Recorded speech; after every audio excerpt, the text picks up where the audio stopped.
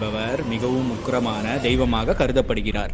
இவருக்காக தமிழ்நாட்டில் சிதம்பரத்தில் தில்லை காளி ஆலயம் என்ற கோயில் அமைந்துள்ளது. தமிழகத்தில் அமைந்துள்ள பழமையான ஆலயங்களில் இந்த தில்லை காளி கோயிலும் ஒன்றாகும்.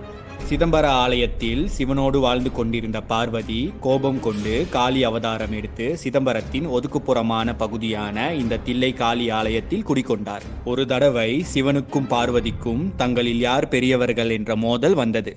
இதனை அறிந்து கொள்ள இருவரும் சிதம்பரத்தில் தாண்டவம் ஆடினார்கள். பிரம்மன், விஷ்ணு மற்றும் மற்ற கடவுள்களின் முன்னிலையில் சிவனும் பார்வதியும் தங்களில் யார் பெரியவர்கள் என்று இடைவிடாமல் சிதம்பரத்தில் தாண்டவம் ஆடினார்கள். தோற்கும் தருவாயில் இருந்த சிவன் திடீரென்று ருத்ர தாண்டவத்தை ஆடினார். ருத்ர தாண்டவத்தில் சிவன் தலையின் மேலே காலை தூக்கி வைத்து ஆடினார். பெண் என்பதால் அடக்கம் மற்றும் கூச்ச சுபாவத்தின் காரணமாக சிவனைப் போல அதே மாதிரி பார்வதியால் சமமாக ஆட முடியவில்லை. தோல்வி அடைந்த பார்வதி